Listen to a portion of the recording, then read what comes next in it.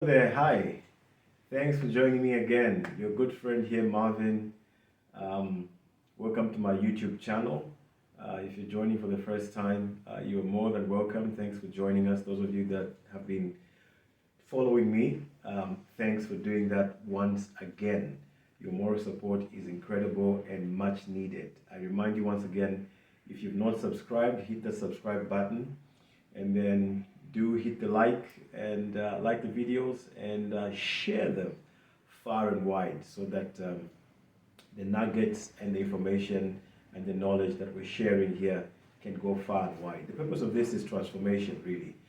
The purpose of this is transformation so we can reposition ourselves. Speaking of justice, again, a lot to share. Today I want to bring more evidence of a claim that I've made a few times now about the fact that systemic racism covers the whole globe. It covers the entire world.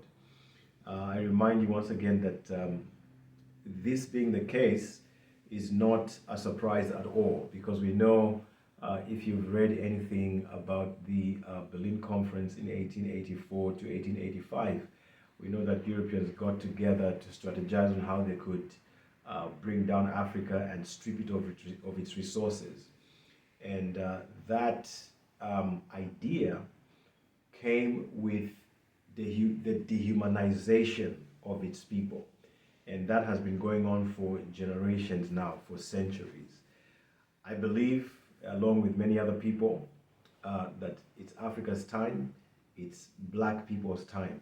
I've said before, I don't like to use that term black.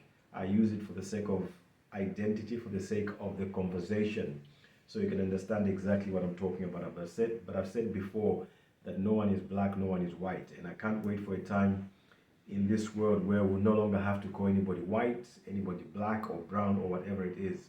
These terms were strategically constructed: black to dehumanize so-called dark-skinned people, and white to promote white people, give them privilege and things like that. And then the people in between also treated accordingly. All right, so today I want to share two quick videos of, as an example or evidence of things that I continue to say out here that we should continue to look out for. There's a case in the US with regarding to the tax code and how that black people are taxed more than any other people group there. And then we see also a similar case in South Africa. And this is just two examples to give you, to show you how deep this problem is. Again, it's an urgent call on the different sectors of human endeavor, the different components of what makes up our societies. It's the church, it's the NGOs, it's the corporate world, all kinds of people. All of us need to get to this job where we begin to call for justice and begin to create an environment of equity. But watch this clip and I'll come back. Dorothy Brown says she got into tax law because she didn't want to deal with race at work. She's a black woman academic from the South Bronx. She says she faced racism every day of her life. So when it came to choosing a career, she went with math, because numbers. I mean, with numbers, there's no way that something that's as straightforward and numerical as the tax system could deal with race, right? Well, Dorothy Brown says, quote, "I've never been so wrong about something in my life." After getting her law degree and then her master's in tax law, Brown was helping her parents with their taxes when she noticed something odd. Now, they were married, but they didn't seem to benefit from the tax breaks that one should expect to see from a married couple. Dorothy Brown dug in and quickly discovered that the IRS does not collect or publish data for race the same way they do for gender or for age. So that caused Brown to begin to dig deeper and deeper. She says she became a detective, looking at the history of different tax laws. She looked at who benefits from most tax breaks and loopholes and who doesn't. Take her parents' marriage examples. Now, marriage tax cuts only benefit single wage earner households or couples where one worker makes significantly more than the other. So, for example, a household where both spouses work and make similar incomes, they're not going to get the tax cut. And as it turns out, household with equal earners that have two full-time workers, they're more likely to be black. And then, by contrast, household where there is a single wage earner, where one spouse can afford to stay home and not work, those are significantly more likely to be white. Now, through arduous study and research, Brown uncovered a long list of ways that both tax law and the many other systems that impact wealth generation tend to favor white Americans and also disadvantage black Americans. In her book, The Whiteness of Wealth, How the Tax System Impoverishes Black Americans and How We Can Fix It, was published in 2021. Since then, Brown has been appointed to the Treasury Advisory Committee on Racial Equity under Treasury Secretary Janet Yellen. Brown and her other committee co-members have made recommendations on how to address racial equity matters within the tax code. She recently said in an interview with NPR that despite the board's work and recommendations, quote, "We have not seen much progress at all." Joining me now is Dorothy Brown, professor of law at Georgetown University and member on the Advisory Committee on Racial Equity at the Department of the Treasury. Good morning. Thank you so much for being here. Dorothy, you said in an interview with NPR's Marketplace recently that you haven't seen a whole lot of interest in just this conversation about centering race and racial equity within the Treasury. Why do you think that is? Because Treasury doesn't see racial equity as something that they should be focusing on. They haven't historically. They give lip service to it under Secretary Yellen. But when the Treasury Advisory Committee makes recommendations like you should really have a path forward on collecting data by race, because you shouldn't depend on an academic like Dorothy Brown to uncover the racial biases in our tax code. There's a Stanford study that came out last year that showed if you were Black and you filed for the Earned Income Tax Credit, you were 3 to 5 times more likely to be audited than if you were non-Black. That needs to be fleshed out. The Treasury should be at the forefront of this. We made the recommendation in March of last year, and we have seen very little progress. Data is critical. The IRS and Treasury publish a lot of data about a lot of things, but not about race. And I'm very disappointed in Secretary Yellen not moving our recommendations forward faster. So you see there, that case of Dorothy Brown is in the U.S. So you can imagine that that's just a tip of the iceberg. But then I'll take you to another clip and you see how wide these practices are, but by our friends who we regard as angels. But now a time has come when light is being shed into what exactly the plan has been against so-called black people.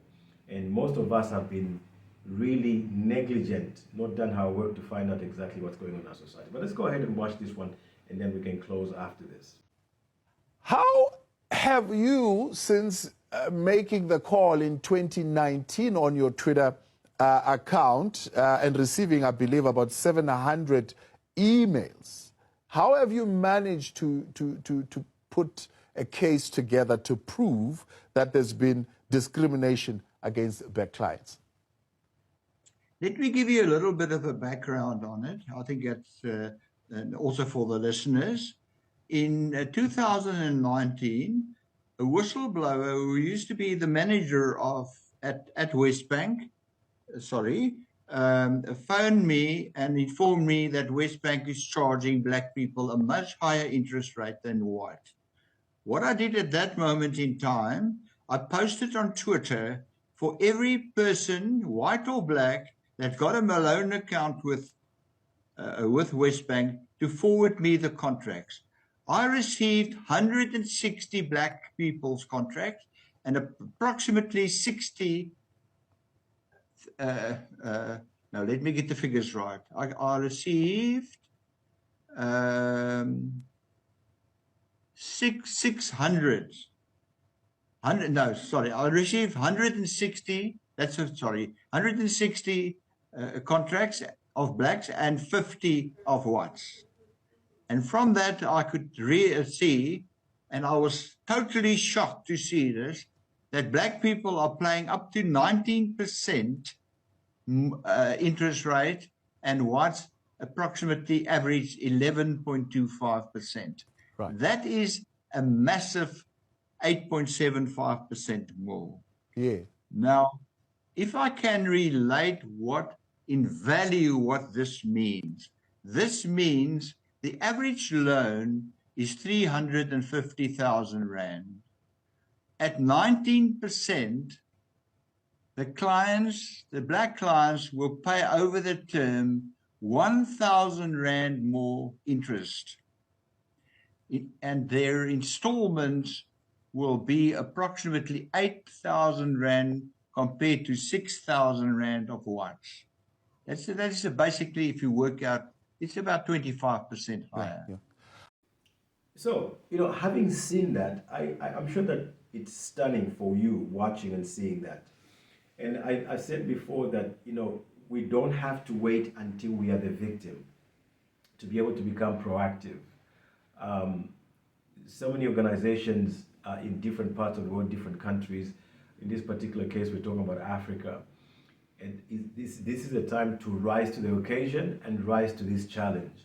I've said before, I don't believe in the gospel where we tell people that if they give their offerings and tithe, God is going to bless them. I've had conversations with very, very close friends of mine who critique the work that I do, critique the things that I say, and everybody needs a critic because we need balance in life.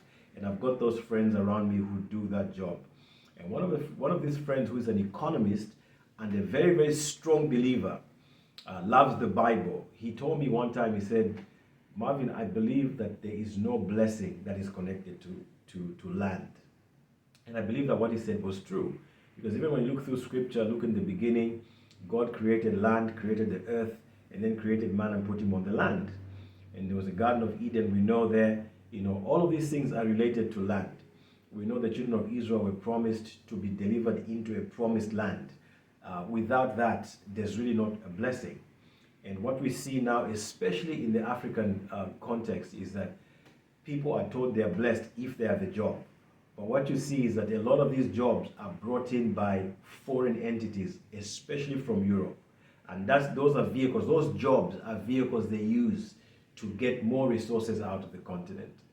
And that trend now has to be reversed.